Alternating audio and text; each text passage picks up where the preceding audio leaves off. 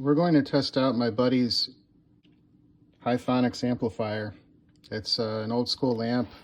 He got it from a customer that didn't any longer want it, and he doesn't really know the status of it, and it's also been sitting for quite a while with it never being powered up. So I'm going to show you the safest approach that I prefer to use to safely charge the electrolytic capacitors in the amplifier. If there's something wrong and it's pulling a lot of current, this is a safe way to not have any kind of meltdown in the amplifier. What we're going to do is use a test light, an old incandescent test light that's rated for 12 volts, and we're going to use the filament in this bulb to limit current going into the amplifier. So when I connect this, you'll see that the light will illuminate pretty brightly, and then it'll dim out. As the capacitors charge, the current flow will reduce. So I have a 12 volt power supply set to 12.7 volts, and I have the leads just kind of off the camera right now.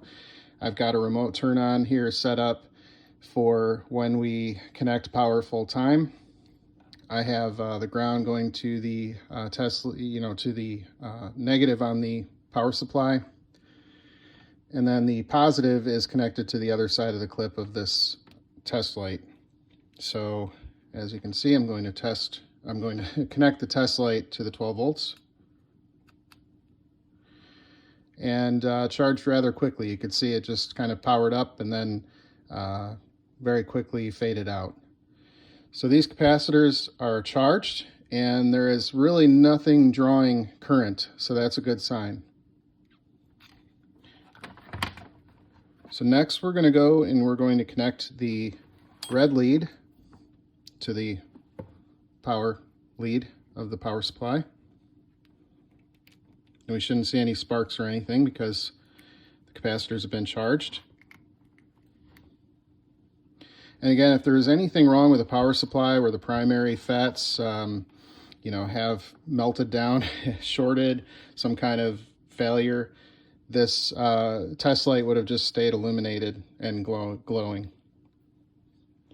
So now we are going to connect the remote turn on with this clip lead, and we should see the LED light up over here.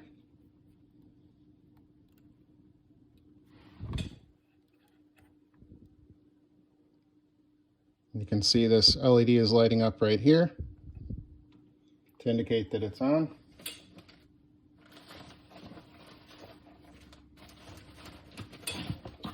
And I have to clean these up still, but we can see that that is the power LED. The other one is diagnostics, that's closer to the potentiometer here. Actually, this is, yeah, that's potentiometer. So we have power, and it is powering up. So next I'm going to check the rail voltages, and I'm going to go through the amplifier further. Just wanted to show you a very quick video tip of how to safely test and power up an amplifier.